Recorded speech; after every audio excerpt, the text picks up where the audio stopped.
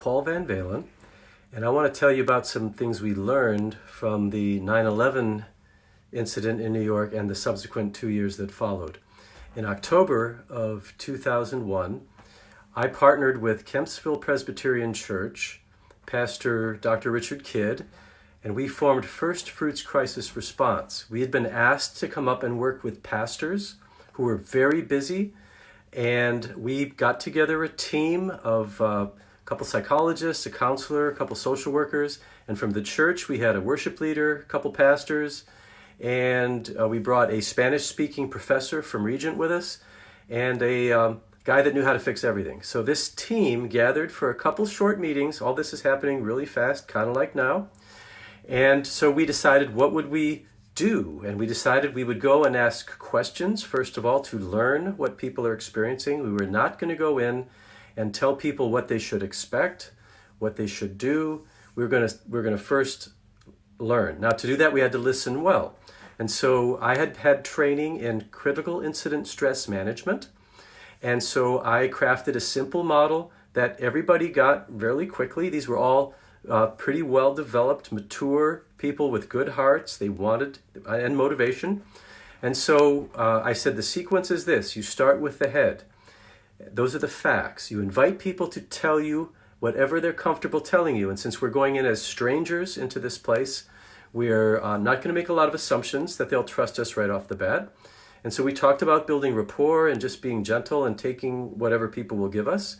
But we found that people were really wanting to share because they were looking into the eyes of someone who wasn't afraid. And so they could just kind of really unload some important stuff. So we start with the head. They tell us a story. In that kind of intense environment, feelings would just come. That's the heart. And if a person was really kind of sticking with the story and we had time to develop this, we would say, tell me how this makes you feel. Just a simple question. We get the heart involved and we're just responding with empathy. I can understand that. And where our knowledge of stress helps us normalize and validate a person's experience, we're sharing that. You know what? I've talked to 30 people this week, and they're all saying the same kinds of things. You're not alone with this. And these are powerful messages. You're not alone. I care for you. I understand what you're going through.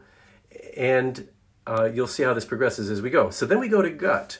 And that is, tell me the worst thing that's happened in this experience. And then we heard back then some really strong stories because we were interfacing with uniformed personnel. And so families in New York would make up the police and the fire departments. And they would go through a police career and then do a fire career. So there was a lot of interrelation. And so some people lost uncles and cousins and brothers and sisters, depending on where they worked and were stationed when these buildings came down. So we heard a lot of grief, a lot of tears, a lot of anger. And we were welcoming it. We were just empathizing, validating. We did a brief training on the stages of grief so people knew that. And then a person kind of calms down after they get it off their chest, so to speak, or out of their gut, as we're doing here. And then we want to take them to their head. We don't want to leave them in their gut. And so we would then it just depended on the stories and the circumstances, but I might ask, I'm asking people what they're hoping for to come out of this. Are you hoping that this does something different? And then I'll hear stories about, I'm hoping my children understand how to create a safer world. I'm hoping that we can learn to negotiate more with people. I'm hoping for economic recovery. Just heard lots of hopes. Well, hope is very different than despair. Hope is very different than anger. And it's not that we're trying to manipulate people, but in a critical incident stress debriefing, you want to hear the stories, hear the feelings, validate, and then the term is mobilize resources. And so hope, and another question is, and what do you do when you're really stressed? What really helps you? And then they will just talk and share. And sometimes you hear, wow, I should be doing this. They'll actually start sort of counseling self, which is great. And we can simply validate, that's a great idea. Why don't you do that? And then if a person says, well, I normally talk to so-and-so, but they're all super busy. And then I might ask a question, well, are there other people who understand what you're going through? Well, I have a friend here, they're not as close, but maybe I could talk to them. That's a great idea. And so we help people express what they experience so that they're not alone with it, they're not carrying it around suppressed, and then we mobilize resources with simple questions, not telling people what to do, but just simply validating good suggestions, because these are adults we were mainly dealing with. And if there are children, we're mostly dealing with adults, helping the adults know how to deal with their children. And most of the time that involves calming the adult's fears, helping the adult understand the normal process that people go through, and what to look for with traumatized children, which I'll maybe talk about in another presentation. So I wanted to just introduce this sequence. One of our guys just put it on little laminated cards and handed them out. So as you're kind of, if you're a volunteer, you're new to this. You're walking into a situation where you want to be of value, but you've really not done it very much. So they have our little card, and people would think it through, but very quickly this just became a natural flow. And the natural personality and skill of the individuals was really evident. One individual is a prayer warrior, and he always just wrote down, tell me what to pray for. And he came home with a long list of people that he was praying for, with some phone numbers and so forth, just to follow up and share that love ongoing. I'm not a sustainer. I'm more of a starter, kind of rush ahead to the next thing kind of person. So I didn't do a lot of follow-up, but when someone needed it, I'd refer them to him. I said, why don't you meet this person over here? Because I knew that they would get maybe a little longer support than they would get from me, who's always running from pillar to post, so to speak, just trying to make things happen. So it's a simple model.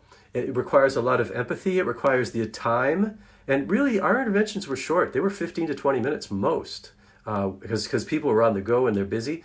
But we could invite people to share their story, share their feelings, and then you can't see my hands, but I got plenty of big gut down here, and share. The question was, what's the worst that has been for you? And then we're empathizing, validating, and then we're mobilizing resources so they leave in more of a thought mode, not a deep gut-wrenching mode.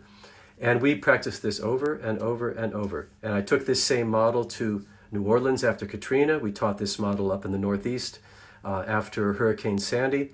And it is essentially a very simple counseling or coaching technique that anyone could learn if they have the capacity for empathy, if they're motivated to help, and if they're willing to suspend their need to fix it. This is not a time for, you have a problem, you've just lost 3 loved ones, well, here, this will fix it. That is not the kind of conversations you'll have. And in this time as well, this is not a time to just put simple, caveats or simple band-aids on really big problems. You're unemployed, you don't know when you're going to work. I can't fix that, but I can support you as you share your experiences. I can encourage you to take care of yourself during this time. And so I just want to share that with you.